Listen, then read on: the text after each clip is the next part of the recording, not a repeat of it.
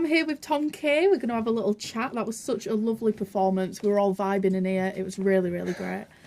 So first thing I want to talk about, you've just released a record via Elastic Stage. I have indeed, yeah. So it's on vinyl. It is on vinyl, yeah. I've always wanted to do a vinyl release. I've done like 5 albums so far.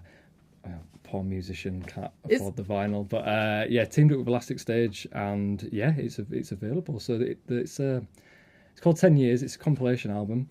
And it's just kind of, I've cherry-picked songs from the last 5 albums. Yeah. And just released it into the world again to mark 10 years since the recording of my first solo album. That's so wholesome. I love that. So, like, how did you pick which songs were going to go on there? Like, is there a specific vibe, or is it just like I had to like them myself?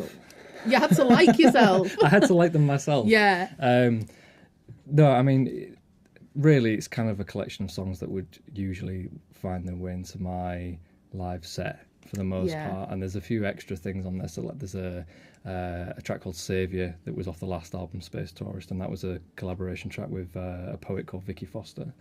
That's cool. So yeah, there's a few little bits on there. Sounds like a really nice mix on there. Yeah, definitely. So is that like linked in your Instagram bio? Yeah, it's all on Instagram.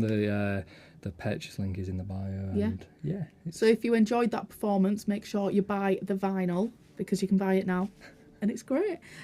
So I wanted to talk to you about one of your other projects, Share the Wealth, which is it at Brew? Is it monthly? Yeah, it's monthly at Brew in Hull, and it's a night of improvised music. It kind of sits in the jazz, ambient, avant-garde sort of genre. Yeah. 4 or 5 musicians turn up. Most of the time, never met before. Yeah. And we set up and we just start playing. We don't tell each other what key it's in or anything. It's just, you're straight in there, and it's all about just listening and kind of seeing where it takes you. I love that concept. Props to you. I could never do that. Genuinely, that is like... Neither can I. Neither can I. It's like just, it all goes fine. So, like, the scene in Hull, have you always lived in Hull? Did you move, was it Manchester? Yeah, I lived in Manchester for 3 years when I was at uni, and absolutely loved it. Did you? It's my second home, Manchester. Yeah. Was that like for uni, or? Yeah, it's for uni, yeah. Doing music? Studied music at BIM in Manchester. Oh, nice. I was the very first year in Manchester. Oh, really? They've got a few, there's like BIM, Bristol and Brighton. I've seen this, yeah. So I was the first year in Manchester. Oh, that's so exciting, yeah. So what is it like the scene in Hull? How do you find it? Great. The scene in Hull is really good. I mean, I always just say to people, just get out and just go and see live music, because there's something happening all the time in Hull. It's every night. You know, it's great. Yeah, you've got the Sesh and Polar Bear and Social and Dive and Princess Ave and Wrecking Ball. There's so many different venues. I've just missed loads out. So I'm trying to think off the top of my head. Got Adelphi as well. Brew, obviously. Yeah. It's very vibrant as well. Like, I find there's like the punk scene, there's the jazz scene, there's like just so much going on all the time.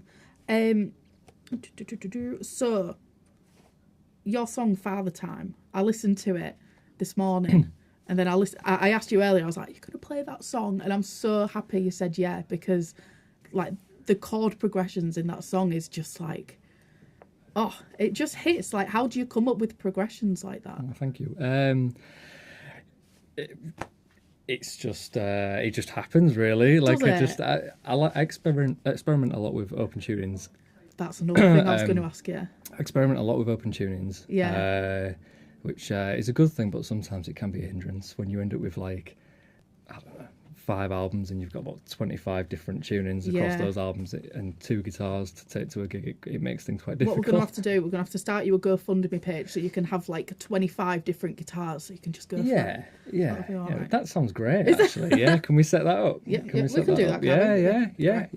I mean, I never need an excuse to buy more guitars, you know. So it's bad, isn't it? So like, what tunings are your songs in? Like, I could see you twiddling around a bit. Is it all like open, or it's a top secret tuning? Is it? Yeah. Stop it. Is it really? Genuinely, like, a few people have asked me, and I'm like, it's And a friend of go mine, on, just a little friend bit. of mine tried to. No, I'm only kidding. It's actually it's open G with the low D string down to a C.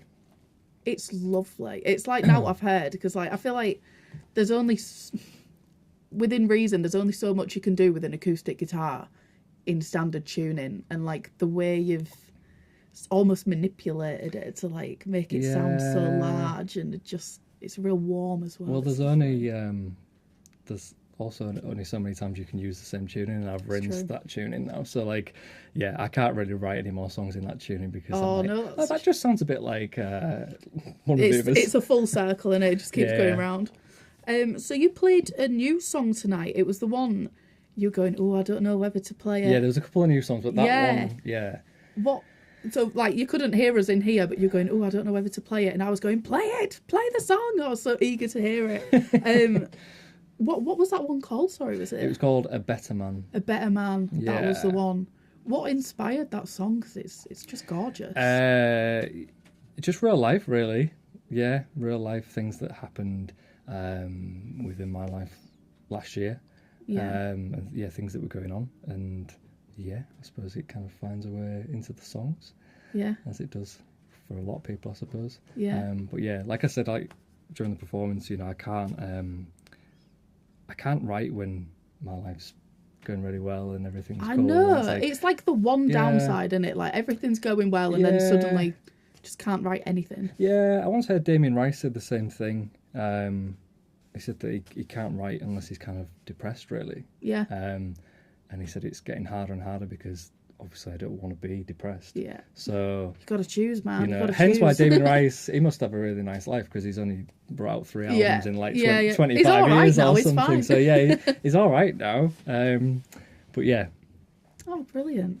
So make sure you get to Brew on the 7th of March. That's right, isn't it? 7th of March. Yeah. That's the next one. To hear some weird jazz stuff. So yeah, some weird jazz ambient stuff. Make sure you order Tom's vinyl because it's brilliant. If you enjoyed what you heard, get that on. And make sure you like and subscribe. We'll be back very soon. And this is Fight the Giant. Inside our baby grows.